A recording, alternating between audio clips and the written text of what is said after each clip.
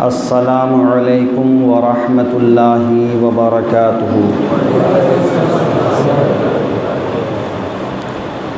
الحمد للہ کفا وسلام علی حبیبہ الذین اصطفیٰ، اما بعد فاعوذ باللہ من الشیطان الرجیم، بسم اللہ الرحمن الرحیم۔ واعتصموا بحبل اللہ جميعا ولا تفرقوا، صدق اللہ المولانا العظیم وصدق رسولہ النبی الامین المتین الکریم، ونحن علی ذلک لمن الشاہدین والشاکرین والحمد للہ رب العالمین۔ سب سے پہلے آقائے دو عالم صلی اللہ علیہ وآلہ وسلم کی بارگاہ میں انتہائی عقیدت و محبت کے ساتھ درود پاک کا نذرانہ پیش کریں۔ اللہم صلی علی سیدنا و مولانا محمد بارک وسلم، صلاۃ و سلاما علیک یا رسول اللہ صلی اللہ تعالی علیہ وآلہ وسلم۔ آج کی گفتگو کا عنوان سنجیدہ بھی ہے اور اہم بھی، حالانکہ آج عرس اعلیٰ حضرت کی نسبت سے امام احمد رضا فاضل بریلوی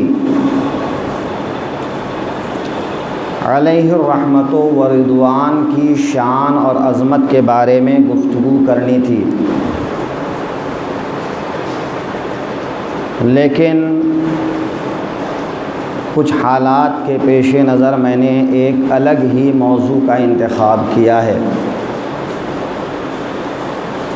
اور وہ اس طرح ہے کہ کچھ لوگ نوجوانوں کو بہکانے اور بہلانے پھسلانے میں لگے ہوئے ہیں۔ اس کی ابتدا ماہ رمضان میں ایک لڑکا اعتکاف کے لیے بیٹھا تھا، اور تب سے لے کر اب تک وہ ایک مسئلے کی تبلیغ بہت تیزی کے ساتھ کر رہا ہے اور نوجوانوں کے ذہن میں طرح طرح کے سوالات ڈال رہا ہے۔ ابھی چند روز پہلے فجر کے بعد جو صلاۃ و سلام پڑھا جاتا ہے اس میں وہ بیٹھا رہ جاتا تھا، پھر تاکید کے ساتھ اس کو کھڑا ہونے کو کہا گیا تو باہر جا کے بیٹھ گیا۔ ہم کسی کو کسی کام کے لیے مجبور نہیں کرتے ہیں، لیکن یہ مسجد سنی حنفی بریلوی کی مسجد ہے۔ اس مسجد میں جو معمولات ادا کیے جائیں گے وہ حنفی مسلک اور بریلوی نقطۂ نظر سے کیے جائیں گے۔ مسجد اللہ کا گھر ہے، نماز پڑھنا ہے پڑھے، لیکن طریقہ وہی اختیار کرنا ہوگا جو ہمارا مسلکی اور مذہبی طریقہ ہے۔ بہرحال آج مسلمانوں کے بیچ میں بہت سے ایسے مسائل ہیں جن پر روشنی ڈالنے اور ٹھنڈے دماغ سے بات کرنے اور سمجھنے کی ضرورت ہے، لیکن عام طور پر ان مسائل پر گفتگو نہیں ہو پاتی ہے،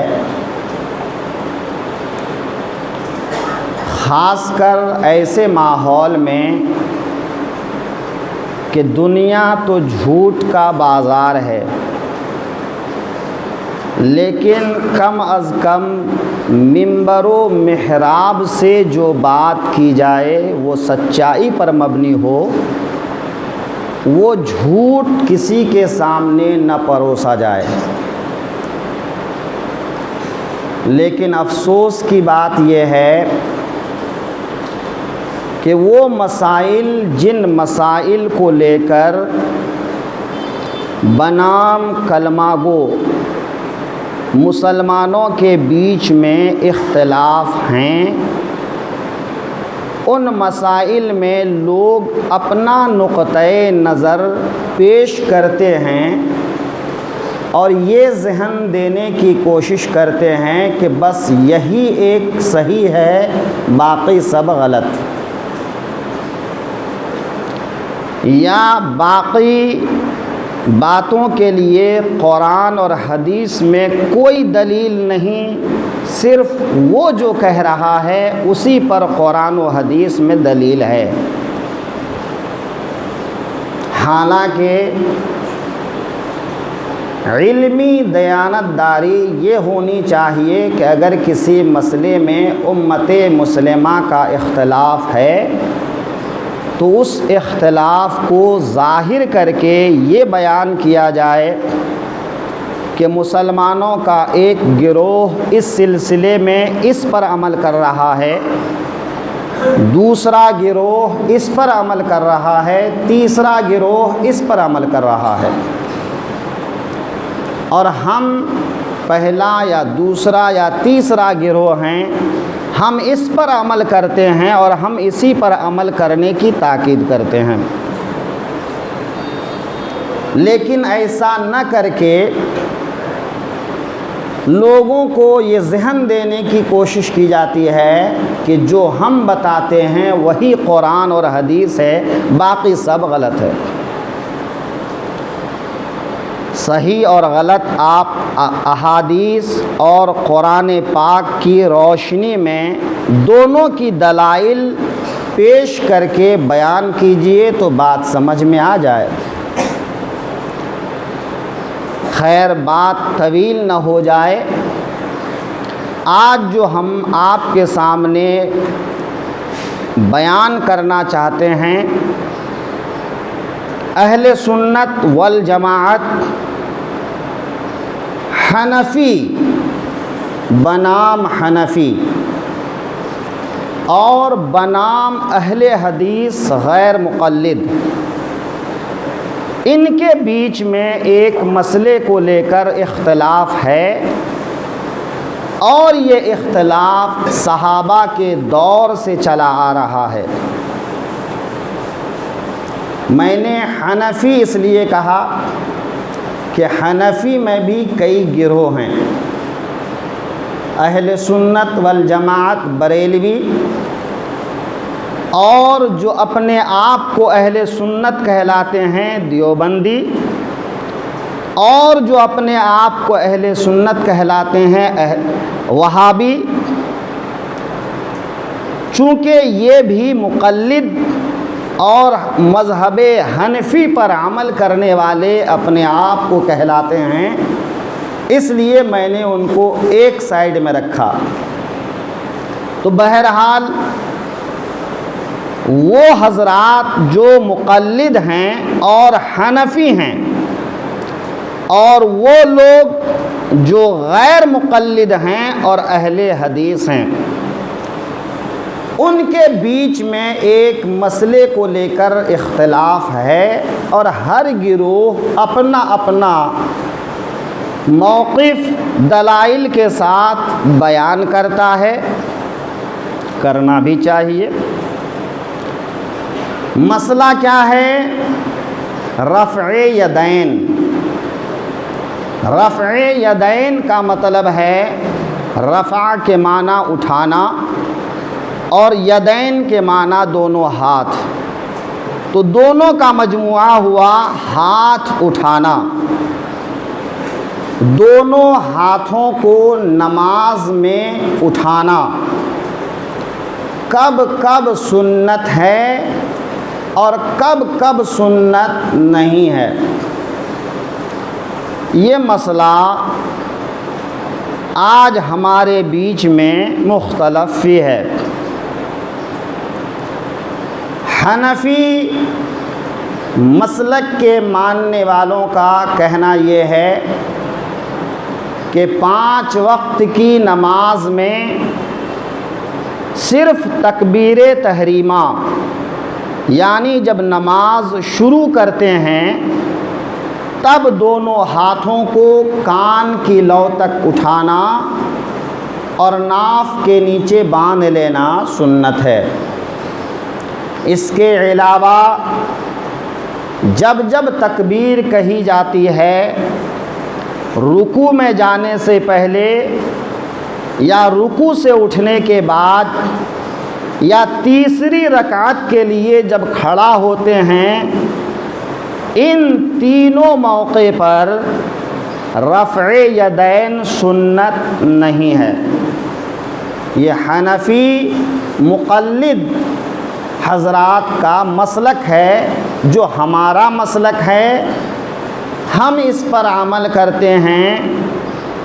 اور دوسرا گروہ اہل حدیث کا ہے، غیر مقلدین کا ہے، کہ وہ رکوع میں جانے سے پہلے، رکوع سے اٹھنے کے بعد اور تیسری رکعت میں جب کھڑے ہوتے ہیں تب ان 3 جگہ پر رفع یدین کرتے ہیں، اور وہ کہتے ہیں کہ چونکہ بخاری کی حدیث میں ان تینوں جگہ پر رفع یدین کرنے کا حکم ہے، لہٰذا وہ حدیث پر عمل کرتے ہیں۔ اور حنفی لوگ فقہ حنفی پر عمل کرتے ہیں۔ حد تو یہ ہے کہ وہ کہتے ہیں کہ حنفی امام اعظم ابو حنیفہ کی نماز پڑھتے ہیں اور اہل حدیث رسول اللہ کی نماز پڑھتے ہیں، کہ اہل حدیث طبقہ یہ الزام دیتے ہیں کہ وہ حدیث پر عمل کرتے ہوئے اللہ کے رسول کے بتائے ہوئے طریقے پر نماز پڑھتے ہیں، اور سنی حنفی لوگ اللہ کے رسول کے بتائے ہوئے طریقے کو چھوڑ کر امام اعظم رحمۃ اللہ علیہ کے بتائے ہوئے طریقے پر نماز پڑھتے ہیں۔ کیا یہ سچ ہے؟ نہیں، یہ سراسر جھوٹ ہے۔ سنی حنفی لوگ بھی اللہ کے رسول صلی اللہ علیہ وسلم کے بتائے ہوئے طریقے پر ہی نماز پڑھتے ہیں۔ ہاں، اللہ کے حبیب کے اقوال، افعال، اعمال کے ساتھ ساتھ وہ امام اعظم رحمۃ اللہ علیہ کے بتائے ہوئے طریقے پر بھی عمل کرتے ہیں۔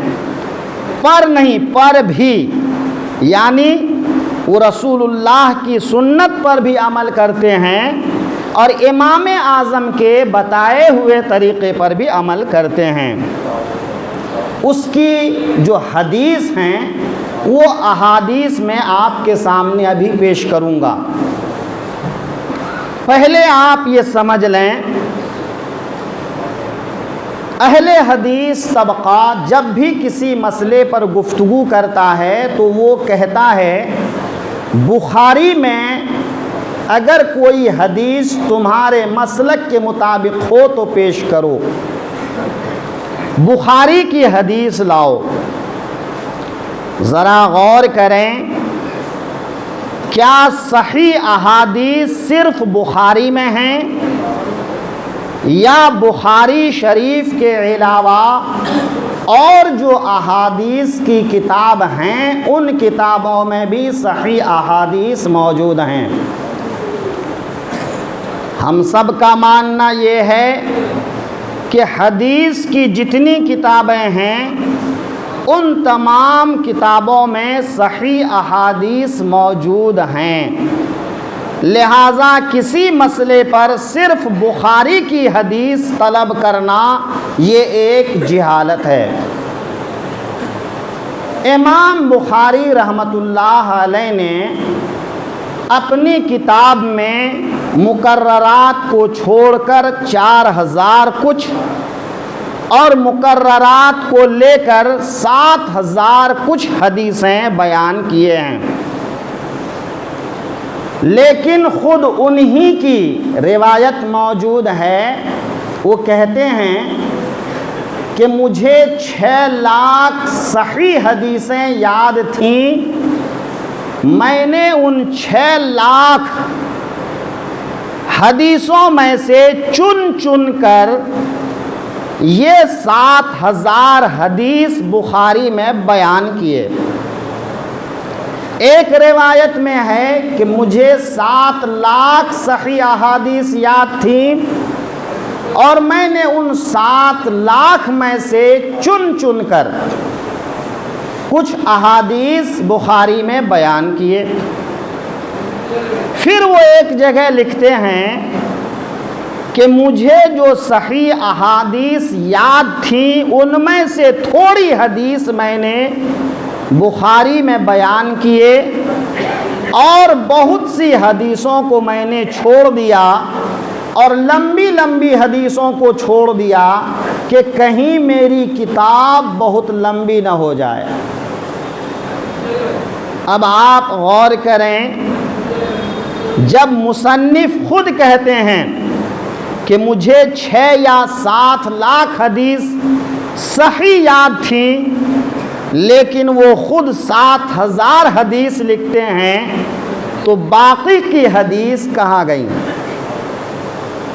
ظاہر سی بات ہے کہ باقی کی حدیثوں کو انہوں نے کچھ اپنی دوسری کتابوں میں لکھے، کچھ دوسرے محدثین نے اپنی اپنی کتابوں میں لکھے، جیسا کہ امام مسلم کی صحیح مسلم، امام ترمذی کی جامع ترمذی۔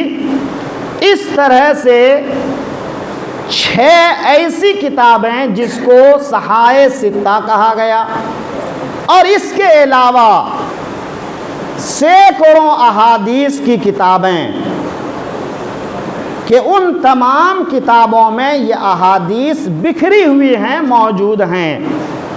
لہٰذا صرف کسی مسئلے پر بخاری سے حدیث مانگنا یہ غلط ہے، یہ ایک دھوکہ ہے۔ دوسری بات یہ ہے کہ ہر مصنف، ہر مقرر کا اپنا مزاج ہوتا ہے، وہ اپنے مزاج کے اعتبار سے، اپنی دلچسپی کے اعتبار سے وہ تقریر کرتے ہیں یا کتاب لکھتے ہیں۔ امام بخاری نے بھی وہی کیا کہ اپنی دلچسپی کے اعتبار سے انہوں نے کچھ احادیث کو بیان کیا۔ ہاں، انہوں نے صحیح احادیث بیان کیے، لیکن کچھ ضعیف حدیث بھی اس میں موجود ہیں۔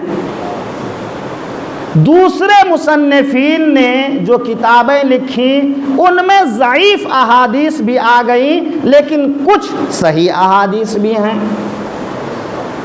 لہٰذا یہ کہنا کہ ہر مسئلے کے ثبوت کے لیے بخاری کی حدیث لاؤ، یہ غلط ہے۔ اور دوسری بات جو وہ کہتے ہیں کہ کوئی صحیح حدیث نہیں ہے، ہر مسئلے پر وہ لوگ کہتے ہیں کہ وہ جو بیان کرتے ہیں وہ حدیث صحیح ہے، اس کے علاوہ کوئی صحیح حدیث نہیں ہے، یعنی وہ حدیث کو صحیح اور ضعیف یا صحیح اور غلط دو ہی قسم بیان کرتے ہیں، حالانکہ حدیث کی بہت سی قسمیں ہیں۔ صحیح اور ضعیف دو ہی قسم نہیں ہیں، صحیح دو طرح کی حدیث ہیں، صحیح لذات ہی، صحیح لغیر ہی۔ پھر دو قسم اور ہیں، حسن لذات ہی، حسن لغیر ہی۔ پھر اور کئی قسمیں ہیں. اس کے بعد ایک مرتبہ آتا ہے حدیث کا ضعیف. ضعیف کی بھی کئی قسمیں ہیں. اس کے بعد آتا ہے موضوع، من گڑھت. تو صرف یہ کہنا کہ صحیح حدیث اس بات پر دلیل نہیں ہے، یہ غلط ہے. چونکہ صرف صحیح حدیث دلیل کے طور پر نہیں پیش کی جاتی، صحیح لغیرہ بھی پیش کی جاتی ہے، حسن لذاتہ بھی پیش کی جاتی ہے، حسن لغیرہ بھی پیش کی جاتی ہے. تو جب حدیث کی اور قسمیں موجود ہیں تو پھر یہ کہنا کہ کوئی صحیح حدیث نہیں ہے، یہ ایک دھوکہ ہے.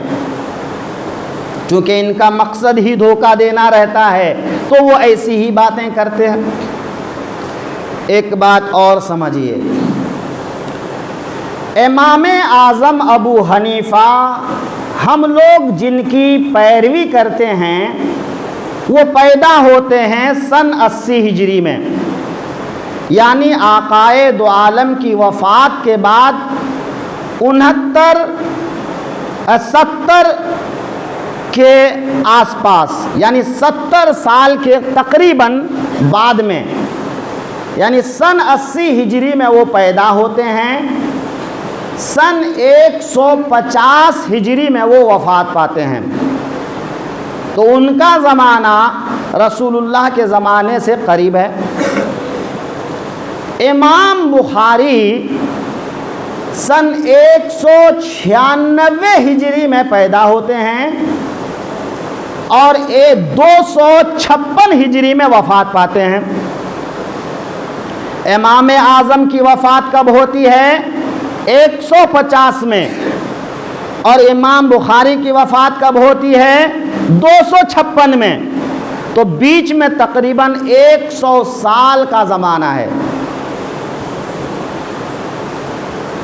جب امام بخاری امام اعظم کے 100 سال بعد تقریباً کتاب لکھتے ہیں تو ان 100 سال کے بیچ میں حدیث کو رسول اللہ کی بارگاہ سے نقل کرنے میں کئی واسطے اور وسیلے اور راوی بڑھ گئے. امام اعظم تابعی ہیں کہ انہوں نے یا تو حدیث صحابہ سے لی یا تابعین سے لی. بہت زیادہ بیچ میں گیپ نہیں ہے، وسیلہ بیچ میں نہیں ہے.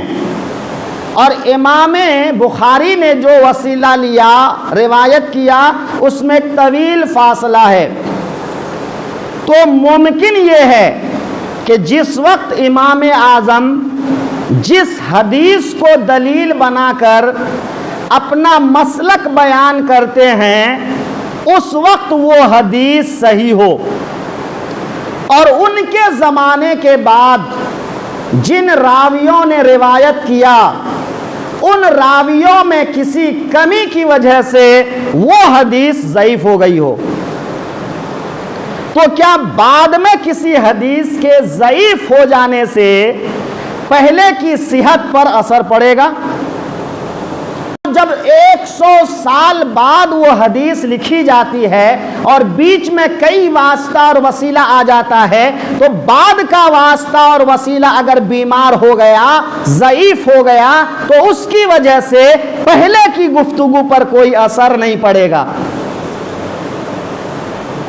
امام اعظم ابو حنیفہ خود کہتے ہیں اذا صح الحدیث فہو مذہبی، کہ جب تک مجھے کوئی صحیح حدیث ملتی ہے تب تک میں اپنے قیاس کو دخل نہیں دیتا.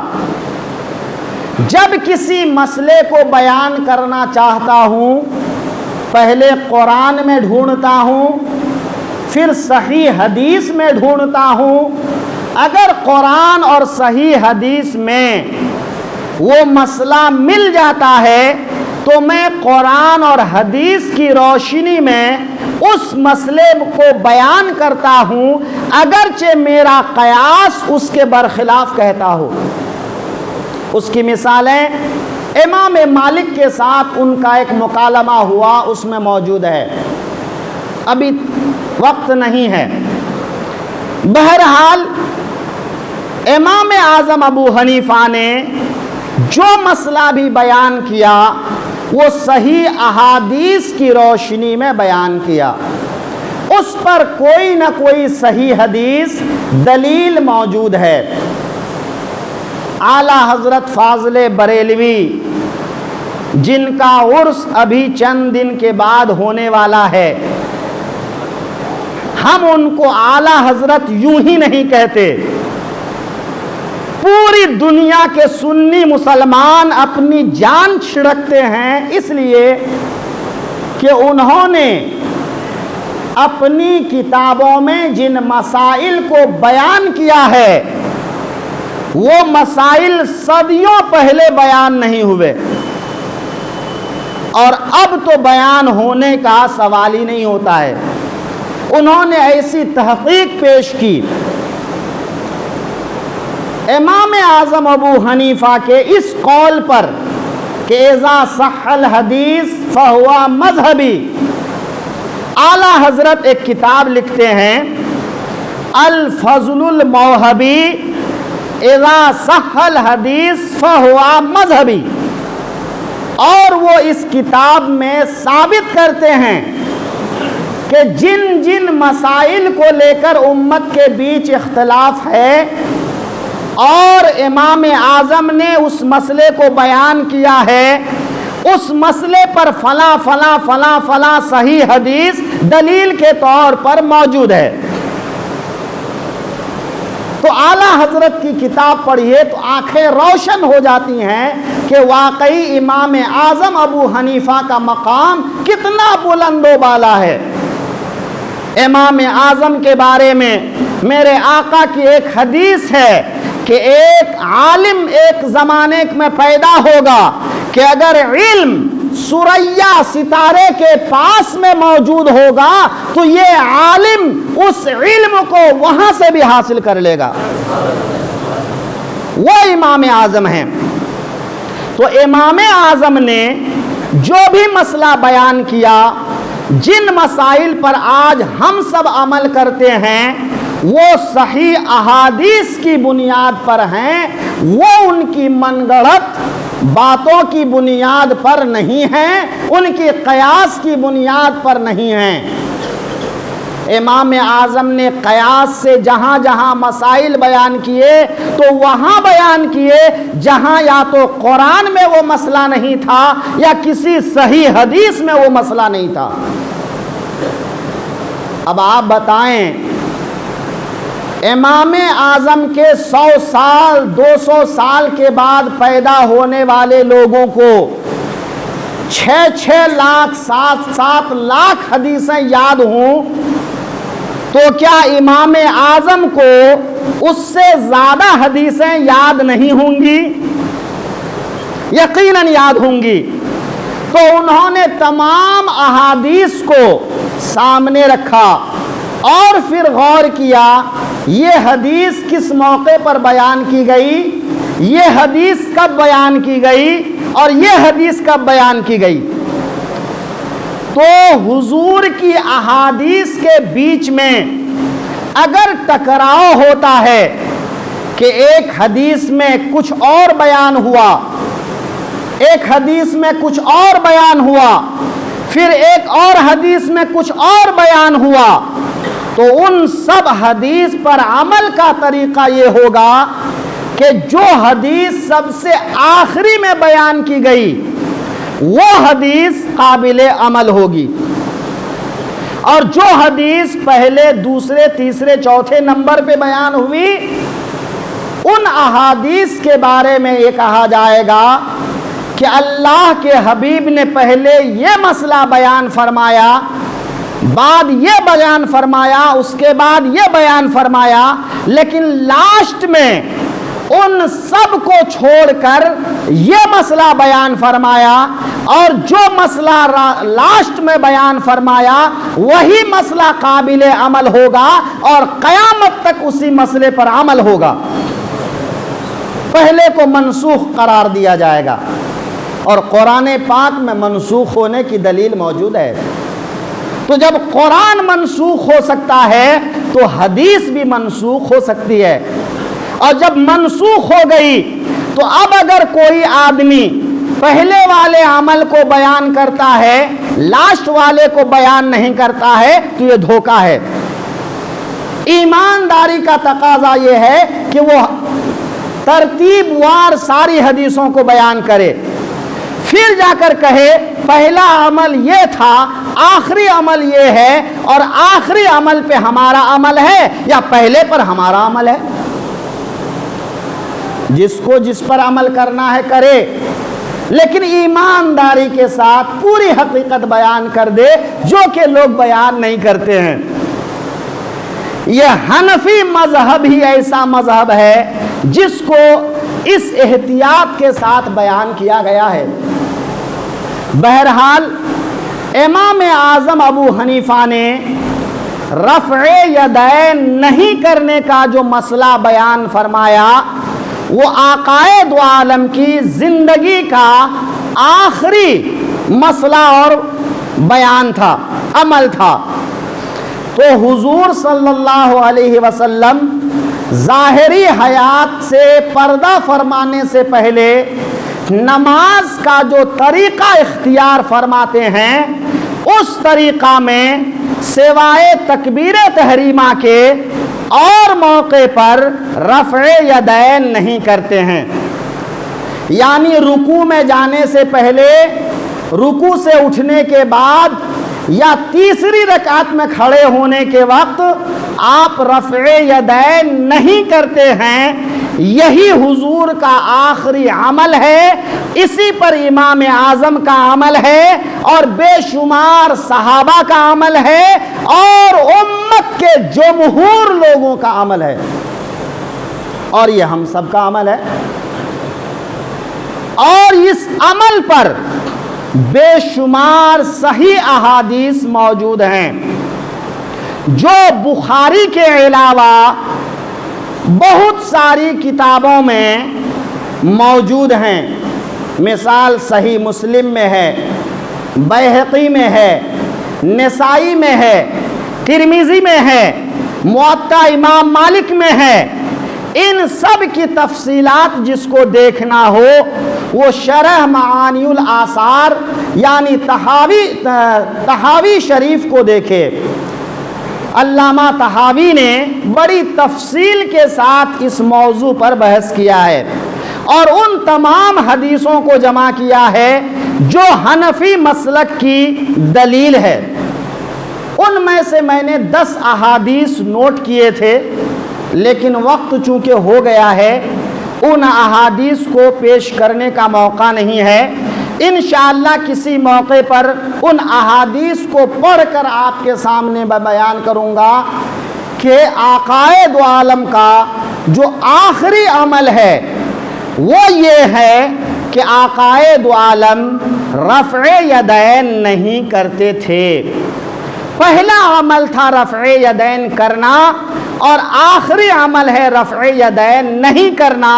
اس لیے حنفی علماء کہتے ہیں کہ آقائے دو عالم کا پہلا عمل آقائے دو عالم کے آخری عمل سے منسوخ ہے، اور اسی عمل کو بے شمار صحابہ نے نقل کیا ہے، جس کو امام بخاری نے اپنی کتاب میں بیان کیا ہے.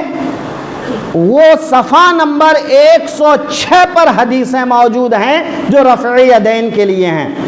لیکن بخاری کے اندر ایسی بھی حدیث ہیں کہ 2 سجدوں کے بیچ میں رفع یدین والی حدیث بھی حضرت انس اور مالک ابن حویرث سے مروی موجود ہے. تو اہل حدیث لوگ جب دو سجدوں کے بیچ والی حدیث کو چھوڑتے ہیں تو پھر رکوع اور رکوع کے بعد یا تیسری رکعت والی حدیث کو چھوڑنے میں کیا مذائقہ ہے؟ آپ جو دلیل دو سجدوں کے بیچ میں رفع یدین کے ترک کرنے کی دیں گے وہی حدیث ہم رکوع سے پہلے یا رکوع کے بعد ترک رفع یدین کے لیے دیں گے۔ اس کے علاوہ ہمارے پاس ترک رفع یدین کے لیے بہت سی کتابوں میں بے شمار احادیث موجود ہیں۔ الحمدللہ حنفی، بریلوی، سنی لوگ آقائے دو عالم کے بتائے ہوئے راستے پر عمل کرتے ہیں، وہ امام اعظم کے راستے پر نہیں۔ ہاں، امام اعظم کے راستے پر اس وسیلے سے عمل کرتے ہیں کہ اللہ کے رسول کے عمل کو سامنے رکھ کر امام اعظم نے اس کو تفصیل سے بیان فرمایا۔ لہذا سنیوں کا عمل حدیث پر ہے، قرآن پر ہے، نہ کہ کسی من گڑھت مفروضہ پر۔ جو لوگ اس طرح کی بات کرتے ہیں وہ ہوش کے ناخن لیں، یا پھر اگر ان کو ایسے ہی عوام کو بہکانا ہے تو عوام کو بہکانے سے بہتر یہ ہے کہ وہ آ کے ہم سے ملیں، علماء اہل سنت سے ملیں، تو ان کو جواب مل جائے گا کہ وہ کہاں کہاں مکر و فریب سے کام لیتے ہیں۔ لہذا ہمارے نوجوانوں سے گزارش ہے کہ آپ کسی کے بہکاوے میں نہیں آئیں۔ آپ کو جب دل ہو کہ آپ حنفی مسلک پر دلیل احادیث کو سننا چاہیں، سمجھنا چاہیں، آپ میرے پاس آئیں، میں ہمہ وقت اس کام کے لیے تیار ہوں۔